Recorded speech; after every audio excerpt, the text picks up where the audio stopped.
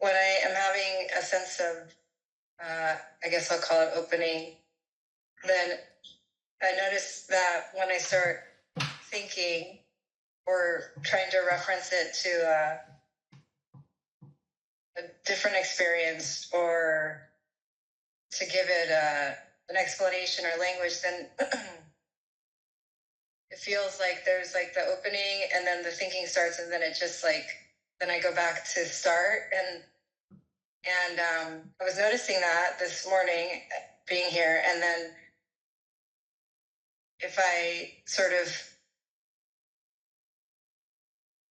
stay ahead of the thinking or don't follow the thinking every time, then I don't know what it is, but it is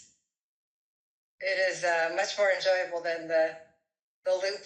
And that is what I notice right now. If I understood what I heard, then let me know if it is what you mean. That when I'm able to witness the experience of the opening and then the closing, it is a lot more enjoyable, perhaps in some way, than when I just I'm not witnessing. I witness perhaps and experience the opening, but then when the closing comes, I'm not there anymore. Is that correct, or did you mean something different? No, that sounds correct, because I have to be there to see that there is that the thinking starts to take over.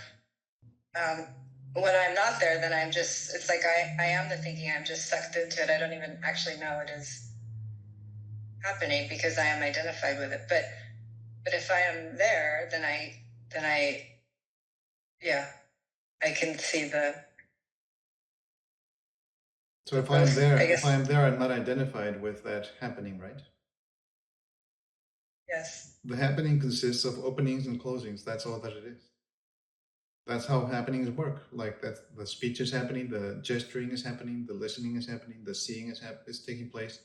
It is all based at many different scales of, very hard to comprehend all of them. We only know some of them, but they all depend on openings and closings at a molecular level, at the cellular level, at an organic level. They are taking place.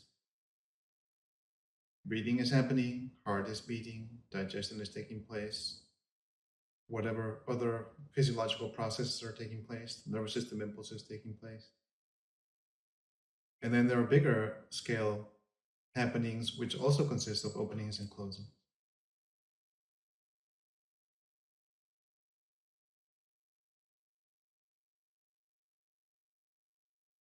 If I, as a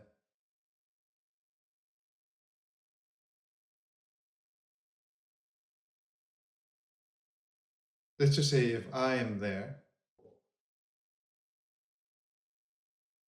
then I knows that I is never to be found in the opening or the closing. For I to manifest in this reality in which we are perhaps mostly located now,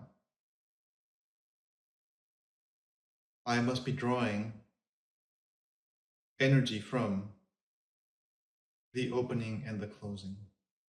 All of the energy in this realm of existence is lost in the opening and the closing.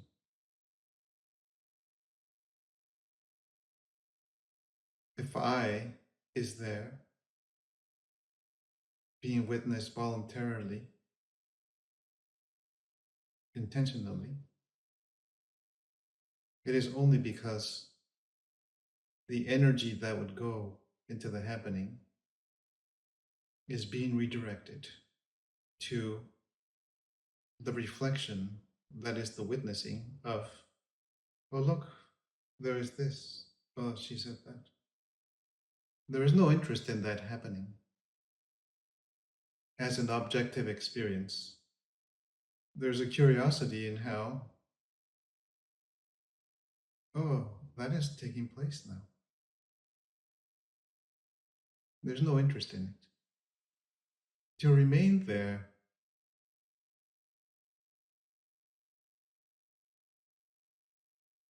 requires what you might call very great sobriety.